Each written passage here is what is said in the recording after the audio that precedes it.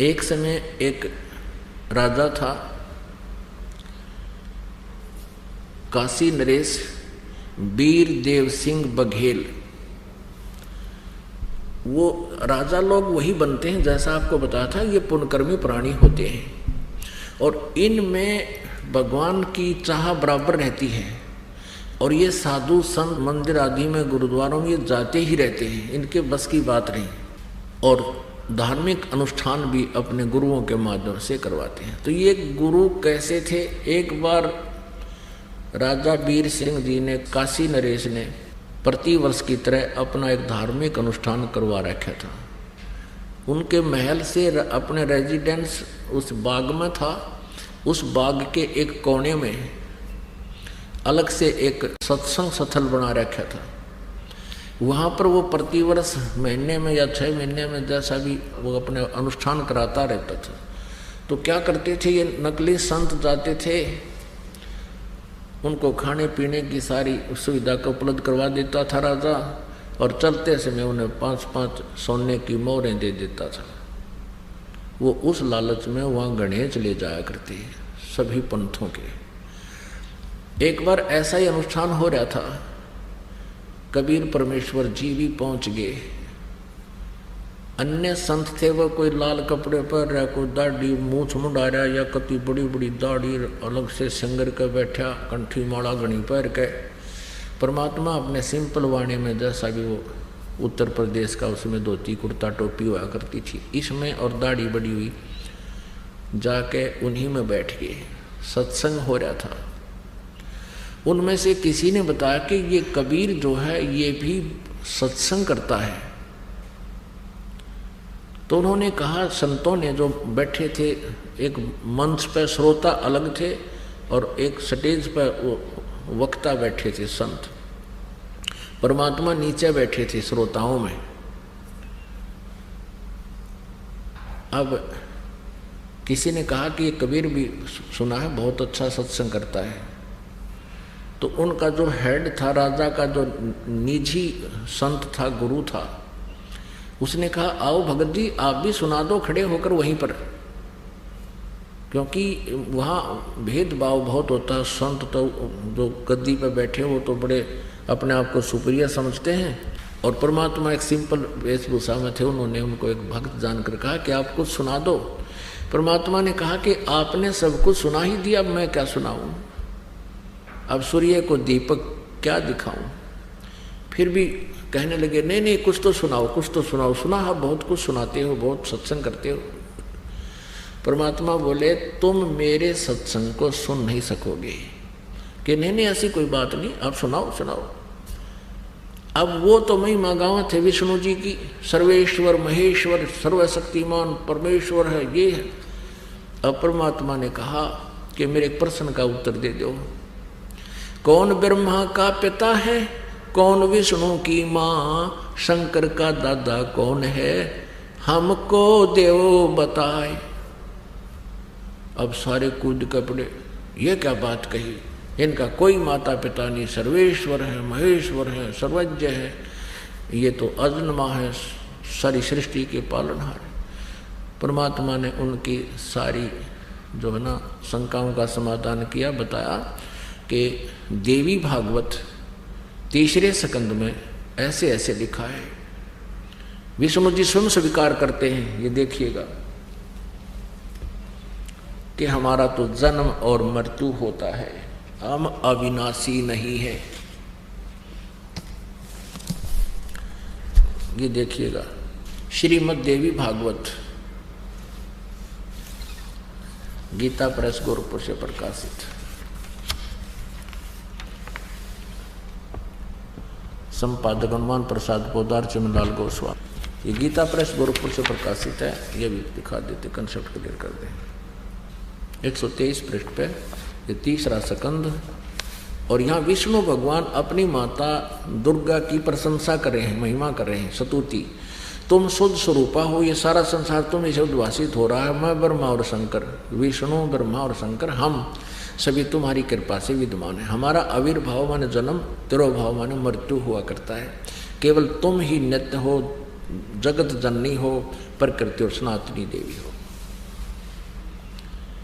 अब भगवान शंकर बोले, देवी यदि महाभाग विष्णु तुम्ही से प्रकट हुए हैं तो उनके बाद उत्पन्न होने वाले ब्रह्मा भी आपके ही बालक हुए, फिर मैं तमोगुणी लीला करने वाला शंकर क्या तुम्हारी संतान नहीं हुआ? अर्थात मुझे भी उत्पन्न करने वाली तुम ही हो। शिवे संपूर्ण संसार की सृष्टि करने में तुम बड़ी चतुर हो। इस संसार की सृष्टि सतिथि और संहार में तुम्हारे गुण सदा समर्थ हैं। उन्हीं तीनों गुणों से उत्पन्न हम ब्रह्मा विष्णु एवं शंकर नियमानुसार कार्य में तत्पर रहते हैं। परमेश्वर ने कहा कि तुम झूठ बोल रहे हो, ब्रह्मा विष्णु महेश अजरो अमर नहीं है, इनका नाश होता है, जन्म मृत्यु होती है, इनके माता पिता है। ये ब्रह्म काल रूपी ब्रह्म ये इनका पिता है और दुर्गा इनकी माता है। और भी काफी बताए मालिक ने प्रमाण दिए, पर वो चंगर गए जो सामने श्रोता बैठे उनकी बेइज्जती होगी।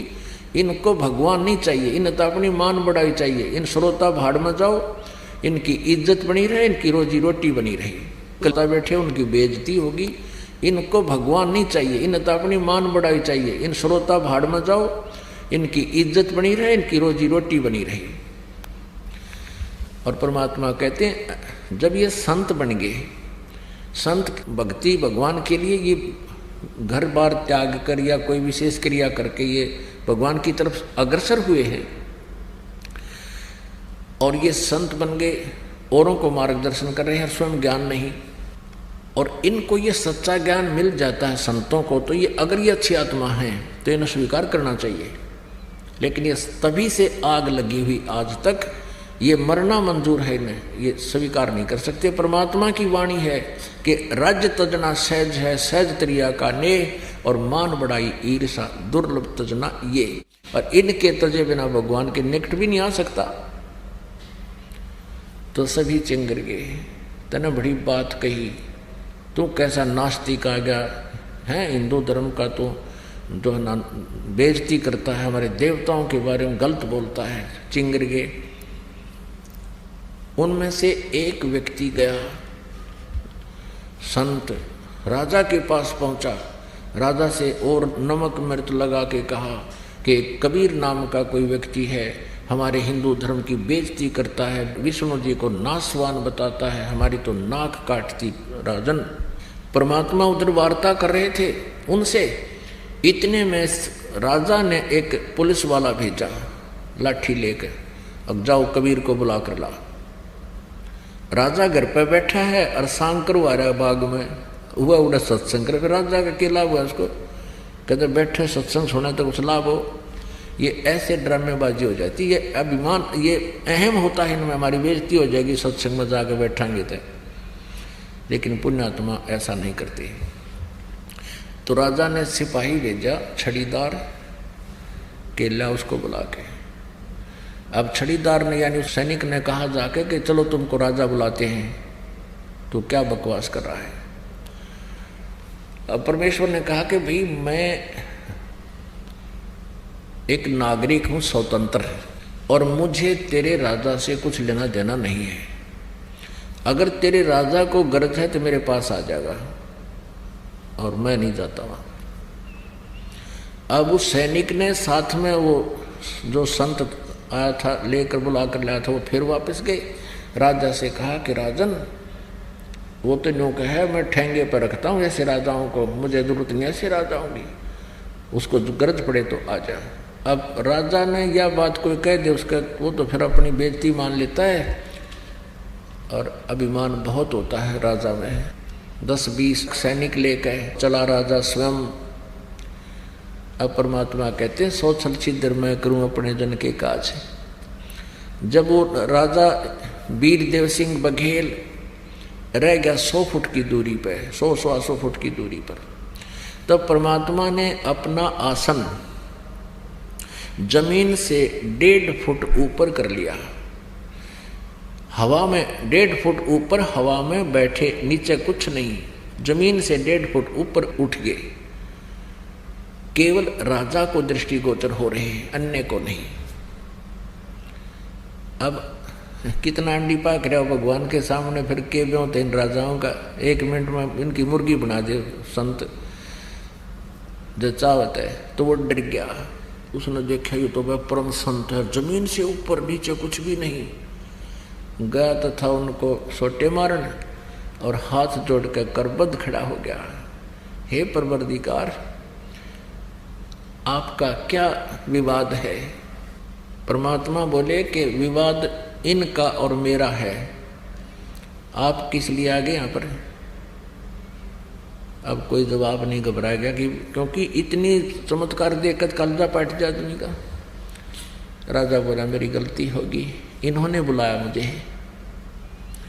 तो परमात्मा बोले ये अज्ञानी बैठे हैं, इनको ज्ञान नहीं है। परमात्मा ने 1 घंटा खड़ा होकर सत्संग करा के सारी हर पहलू पर विचार दिया। तो कौन कहाँ से आया है, परमात्मा की भक्ति बिना तुम्हारा क्या होगा, राज्य पद तभी तक रहेगा जब तक तो तुम्हारे पुण्य हैं, पुण्य क्षीण होने के बाद फिर राजा रसब हो। अब वो पुण्यात्मा थी और कुछ मालिक ने दया कर दी उसके ऊपर, अग्रम वग्रम खत्म कर दी उसकी। हाथ जोड़ के कबीर परमेश्वर को अपने महल में ले गया कि मेरे साथ चलो परवरदिगार। परमात्मा बोले अपने गुरु को भी साथ ले ले जब चलूँगा। अच्छा जी, सबको विदा करवा दिया। उनको जो दक्षिणा दिवानी थी दे दी जाओ, वो तो लालची आ रहे थे। भोजन भंडारा करा दिया उसके गुरु को, और साथ में परमेश्वर दोनों राजा के महल में गए। अब परमात्मा कहते अब सुनो मेरा इसका क्या विवाद था, निकाल तेरी सारी पोथियों को। और राजा के सामने बैठा है और अगर तू झूठ बोलेगा तो फिर देखना। राजा बोला इसका बक्कल तुड़वा दूं जो झूठ बोलेगा तो। अब परमात्मा बताने लगे खोल शिव पुराण को, रुद्र संहिता अध्याय 5 और से 9 तक पढ़। उसके अंदर क्या लिखा है, काल रूपी ब्रह्म और दुर्गा के योग से विष्णु की उत्पत्ति हुई। वो ब्राह्मण कहता है ऐसा ही लिखा है, पढ़ा संस्कृत। अब उस ब्राह्मण का भी उद्धार हो गया, राजा का भी उद्धार हो गया, दोनों ने परमात्मा से उपदेश लिया। अब ठीक है, नाम ले लिया, भक्ति करते हैं। परमात्मा ने प्रथम मंत्र दे दिया राजा को और फिर कहा कि फिर आऊँगा, फिर कभी तुम्हें सतनाम दूंगा। अब राजा लोग ठीक है कुछ दिन भक्ति करता रहा, फिर अपना राजकाज में करता रहा और नियम बता रखे थे जीव हिंसा नहीं करना। अब कुछ दिनों के बाद मंत्रियों ने श्रृंगार लिया राजा के, चलो राजा शिकार करने चलते हैं। ब्राह्मण उनके गुरु लोग भी कहा करते थे कि अक्षत्रिय यदि शिकार नहीं करेगा तो वो भूजदल बन जाता है। ये दूने क्रम फुड़वाने उनके। तो कबीर परमात्मा पहुंच गए एंड टाइम पे, और उधर से वो मर्यादा भंग करने के लिए तैयार हो गया। घोड़े गाड़े तैयार कर लिए, सब अपने 150 व्यक्ति सैनिक साथ कर लिए और जंगल में 1 हफ्ते के लिए चल पड़े। चलने वाले थे इतने परमेश्वर पहुंच गए कबीर जी। आओ महाराज जी, आओ महाराज जी, वीरदेव सिंह बघेल कहने लगे। परमात्मा ने बोले कहाँ जाने की तैयारी है? कि जी हम शिकार खेलने जा रहे हैं, आप भी चलो हमारे साथ। परमात्मा बोले भाई मैं नहीं चलता। नहीं जी आप चलो, हमारे गुरु हो। भगवान का दे गुरु भी कब हमने, और मैंने कर रखे मेरे जीवन ऐसा नहीं करने, ये करने की तैयारी कर रहे नालायक। परमात्मा बोले कि मैं आपके साथ चल भी पड़ूंगा तो वहां आपको कोई शिकार नहीं मिलेगा। अब वो समझे कि परमात्मा के कोड वर्डों को। वीरदेव सिंह बघेल कहने लगा नहीं जी ऐसे जंगल में जाएंगे वहां पर बहुत से शिकार हैं। परमात्मा बोले यू नो ऐसे नहीं मानेगा। अच्छा भाई चलो। मालिक के लिए भी हाथी का तैयारी करवा दी, उसके ऊपर बैठा दिए। पहुंच गए वहां जंगल में, शाम तक पहुंचे, सुबह की तैयारी की शिकार के लिए। अब सुबह चल पड़े सैनिक भी और वो भी, कबीर साहब भी साथ में। इतनी दूर चले गए जंगल में जहाँ कोई पानी का स्रोत नहीं था, जल का स्रोत नहीं था, और जो भोजन भंडारा था वो दूर छोड़ आए थे। वह कम से कम 30 किलोमीटर जंगल में चले गए शिकार करते करते। वहाँ शिकार कोई नहीं मिला उनको, ढूंढते ढूंढते खोजते खोजते चले गए। एकदम ऐसी रजा करी मालिक ने, सबको प्यास लगाई और जबरदस्त भूख लगाई। सबके प्राण मुंह को आगे। यदि 10 मिनट में आहार और जल ना मिले तो सारे मरे, राजा भी खत्म हुए। जल थोड़ा बहुत साथ ले गए तो पी प्या लिया था। अब राजा ने कहा भी आसपास खोजो, कोई जल हो, कोई बाग हो, कहीं कोई फल आहार मिले। सब जाकर घूम आए, कहीं कुछ नहीं मिला। 2-2, 3-3, 4-4 किलोमीटर तक घोड़े पर भी जाकर आगे। अब सब चिंतित हुए, बहुत बुरा बनेगा, अब क्या होगा। परमात्मा ने कहा कि चिंता ना करो, ये ऊपर पहाड़ी नजर आती है ना, वहां देख कर आओ। अब राजा और साथ में 1-2 मंत्री और थे, वो कहने लगे नहीं नहीं, वहां क्या मिलेगा, जब समतल क्षेत्र में नहीं मिला, पहाड़ पर क्या हो सकता है महाराज। परमात्मा चुप हो गए। एक और समझदार सा मंत्री था, वो कहने लगा भाई संत जो बात कहा करें कुछ गौर करनी चाहिए। तो उसको उनके कहे बादशाह कर 2-3 जने गए उस पहाड़ पर, घूमते घूमते ऊपर जाके क्या देखा, इतना सुंदर जल, बिल्कुल अमृत भरा पड़ा एक सरोवर, मतलब छोटा सा तालाब तलैया, और उसके चारों तरफ बाग, सुंदर ये सेब, संतरे, आम, बहुत सुंदर लदपद हो रहा। उन्होंने आवाज लगाई कि आ जाओ आ जाओ, बहुत सुंदर स्थान है, जल भी है, आहार भी है। अब सभी पहुंच गए ऊपर, देखा सचमुच यहाँ तो एक अलग से दुनिया है, अलग से परमात्मा कुदरत का खेल देखो भाई, ये कह रहे सब ने जल पिया, फल आहार किया। वहां से प्रस्थान करने लगे तो सभी ने फल तोड़ के अरब अपने जेबों में ठोक लिया, चल पड़े। अब घोड़े पर बैठा रखे थे, हाथी तो पीछे छोड़ रखा था। अब घोड़े पर बैठा लिया कबीर परमेश्वर जी को, और राजा भी उसी पर बैठ लिया। अब राजा ने घोड़े को तो थोड़ा सा चल पड़ा ना काफिला वहां से, बाग से।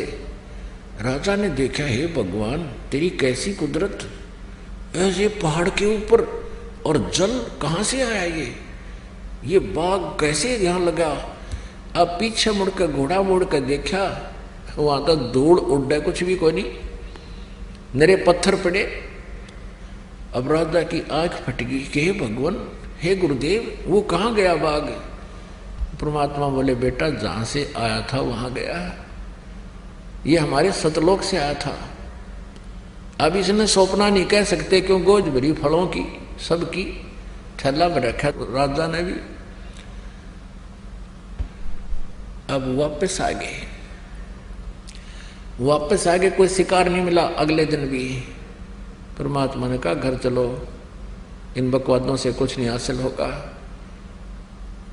पैर पकड़ लिए और राजा बोला जी आज के बाद कति जीव हिंसा नहीं करूंगा। प्रभु कहने लगे मैं इसलिए आया था ना, तुम सारे मरो यहाँ पर, तुम्हारा अंत था, तेरी एक्सटेंशन की है मैंने। और तो पक्की जचगी सब कहकर 20 किलोमीटर थे, कुछ भी नहीं था, सारे मराओ कति 10 मिनट में जल और आहार ना मिलता था। घर आकर उसने अपनी रानी से सारा करिश्मा बताया कि परमात्मा आए हैं, ऐसी रक्षा कर दी ने हम सारे मरने थे। इससे प्रभावित होकर रानी ना मान्या करती, रानी ने भी नाम ले लिया, यानी पूरे परिवार में। अब परमात्मा ने कहा कि अब तू भक्ति कर, तुझे सतनाम दे दिया है, बकवाद छोड़ दिए भी। बोला ठीक है। फिर कहा कि तुझे कुछ दिन में सारनाम दूंगा। अब कुछ वर्षों के बाद राजा ने कहा कि प्रभु आपका दास इस योग्य हो गया हो, सारनाम के दया करियो। परमात्मा ने कहा ठीक है भाई, आज तेरे को सारनाम दूंगा, लेकिन मेरी कंडीशन है। क्या है कि एक चंद्र प्रभा नाम की एक बेटी है हमारी, नाम ले रखा उसने, हमारी उपदेशी शिष्य है, तुम्हारी गुरु बहन है। वो ब्राह्मण की लड़की है, विधवा हो चुकी है, उसके एक बेटी है।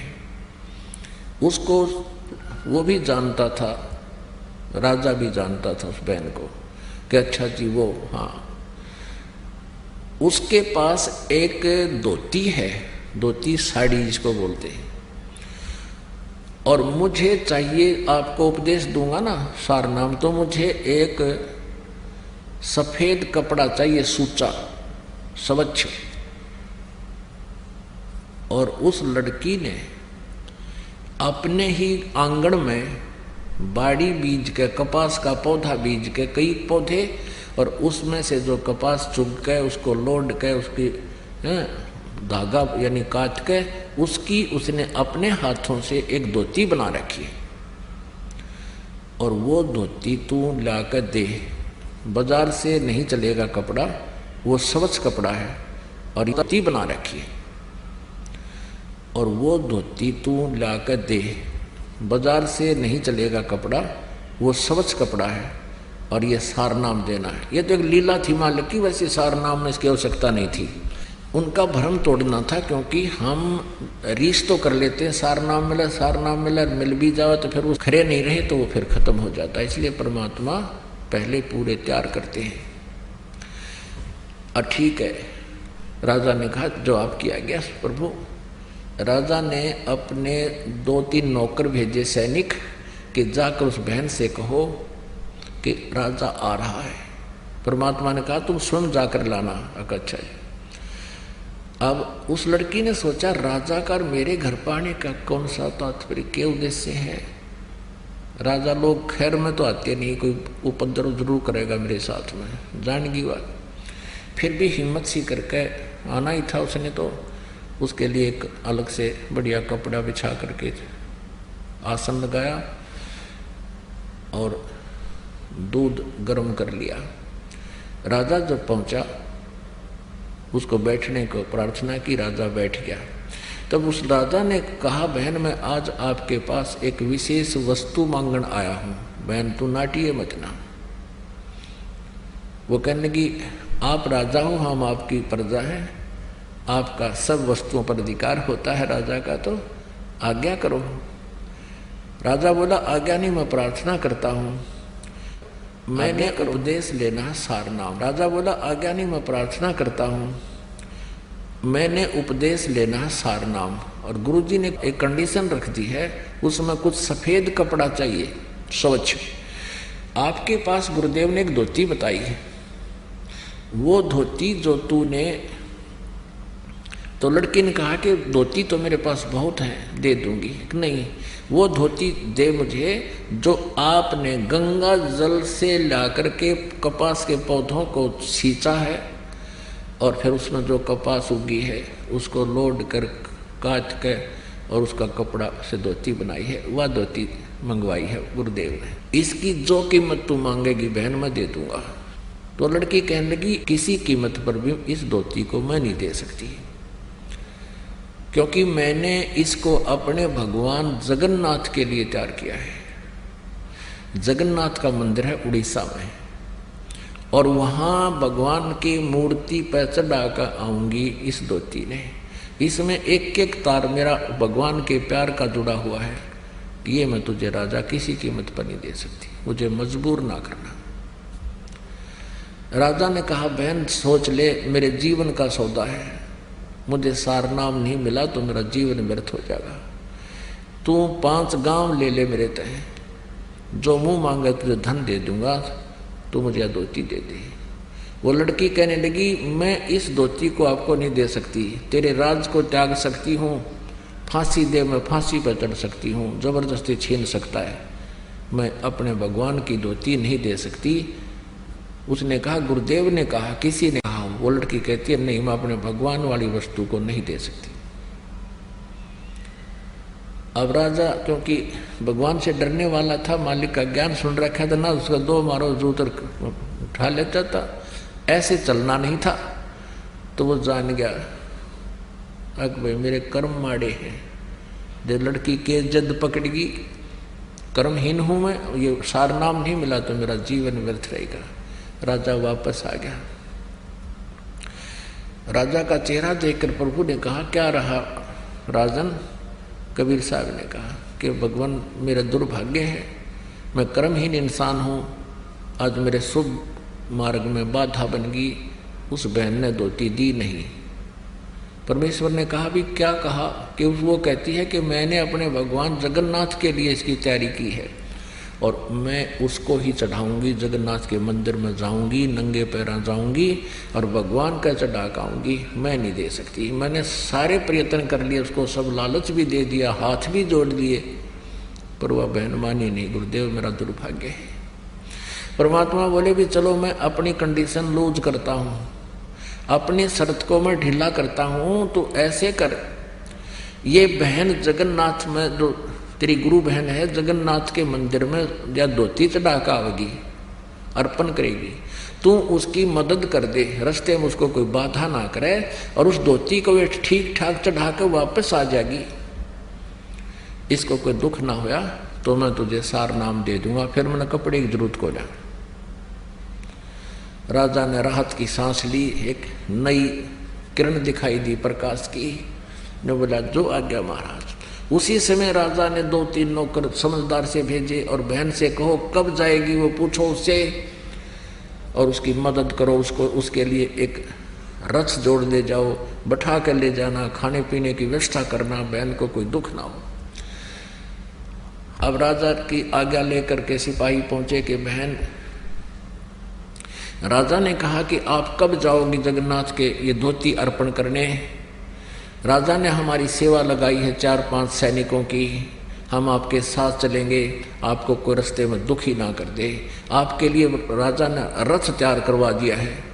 वह बहन कहने लगी मैं, उसने तो ये सोचा था कि राजा घर पर जाकर सोचा करे और फिर मेरे साथ कोई उपद्रव पैदा करेगा।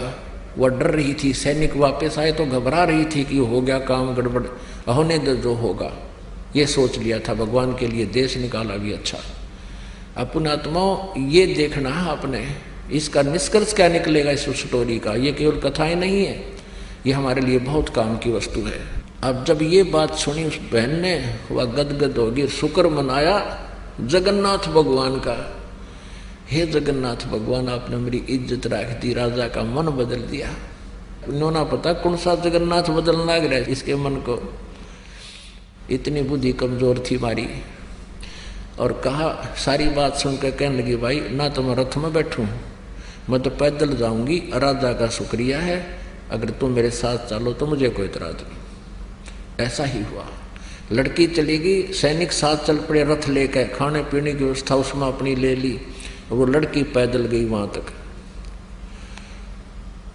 अब शाम में पहुंचे, सुबह नहा धोकर उस बहन ने वह अपनी जो धोती हाथ से बना रखी थी वो चादर लेकर भगवान जगन्नाथ के मंदिर में मूर्ति के चरणों में रखना चाहिए, रखते ही और कहा कि इस दासी की तुच्छ भेंट स्वीकार करना जगन्नाथ। वो धोती वहां से उठी और उस जगन्नाथ के मंदिर के प्रांगण में जाकर पड़ी और आकाशवाणी हुई कि नालायक, जगन्नाथ तो काशी में बैठा है, वो कबीर परमात्मा इज जगन्नाथ, तो किस धक्के खाना गई। कलेजा फट गया उस लड़की का, रोआ बुरी तरह। ओए होए, वो भगवान स्वयं है कबीर जी। वो वहीं से रोने लगी थी, आंखों में इतने आंसू बह गए कि सारे कपड़े भीज गए उस बेटी के, कि मैं कितनी नीच हूं, भगवान कहाँ मैं खोजन की तागी। परमात्मा कहते हैं गुरु मानुष कर जानते ते नर कहिए अंध, महादुखी संसार में अग गई यम के फंद। आकाशवाणी ने कहा कि जगन्नाथ वहां बैठा जिसने धोती वहां मंगवाई थी, तो वहां नहीं पहुंचा सकी, यहां धक्के खाने आ गई, ले जा इसको उठाकर। अब ये आकाशवाणी सुनी उन सैनिकों ने भी, वापस आ गई रोती हुई। अब वो लड़की रो रही थी। 10-12 दिन के बाद फिर वो वापस पहुंचे। उस दिन भी परमात्मा, क्योंकि लीला थी उनकी, पता था उनको, तो कबीर जी ने वीर देव सिंह बघेल के घर पर विराजमान थे, पता था कि आने वाली है वो सारा सांग वापस आओगा, वह खाया ही धक्के नालायक है। अब पहले पता किया कि कबीर साहब के घर पे गए, पता लगा कि राजा के यहाँ पहुंचे हैं, फिर राजा के घर पहुंचे, वो लड़की भी और वो सैनिक भी। लड़की रो रही, उसको उससे बोला नहीं जा रहा, चरणों में गिर गई भगवान कबीर साहब के, और ऐसे रो रही है कि उस पर आवाज निकल रही, गला कत्ती रुंध गया उसका, ना कुछ बता पा रही है। अब राजा ने सोचा भाई के बिजली गिर गई इस लड़की पे, और गुरु जी ने तो कहा था इसको कोई दुख ना होना चाहिए, और क्या आपत्ति आ गई, और ये रो रही है, अब मुझे नाम मिला नहीं, क्योंकि भगवान ने कहा था इसको कष्ट नहीं होना चाहिए। सैनिकों को बुला कहा, अरे निकम्मो क्या हो गया इसको, तुमने मेरा नाश कर दिया। तो वो कहने लगे जी कुछ नहीं हुआ, सारी कहानी से परिचित कराया और कहा जी वहां इसने जब धोती चढ़ाई तो वो धोती वहां से उठकर बाहर गिर गई, और कहा आकाशवाणी की कि जगन्नाथ तो वहां बैठा है कबीर, वो जगन्नाथ है, सारी सृष्टि का मालिक है, तू कहाँ धक्के खाना गई, वहां उसने जगन्नाथ ने खुद मांगी, वहां तो तू दे नहीं सकी, और उसी को अर्पण कर। वह धोती भी 7 सिर पहले रही वह लड़की, और तब तेरा कल्याण होगा। अब दोनों का एक तीर से 2 शिकार किए परमात्मा ने। वीरदेव सिंह का विश्वास था कि कबीर इज गॉड, और न उस नालायक का विश्वास था कि कबीर इज गॉड। गुरु बना रखा, लेकिन भगवान वो पत्थर मान रखा था, वो जगन्नाथ का। अब दोनों का हृदय साफ हुआ, परमात्मा के चरणों में गिर गए। परमात्मा ने कहा प्रथम नाम दोबारा लो, द्वितीय दोबारा लो, फिर भक्ति करो, जब सार नाम दूंगा। बोलो सतगुरुदेव। और अधिक जानकारी वसंत रामपाल जी महाराज जी से निःशुल्क नाम दीक्षा प्राप्त करने के लिए संपर्क करें। हमारे संपर्क सूत्र हैं 8222880541 8222880542। आप नीचे स्क्रीन पर दिए गए हमारे अन्य नंबरों पर भी संपर्क कर सकते हैं। विजिट करें हमारी वेबसाइट पर। हमारी वेबसाइट है www.jagatgururampalji.org।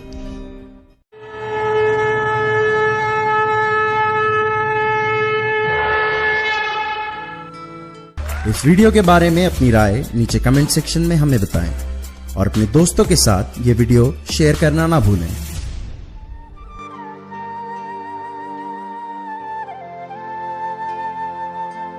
परमात्मा बंदी छोड़ कहते हैं भाई भक्ति करा करो गणी गणी, और ये समय ये दाव फिर नहीं लगेगा।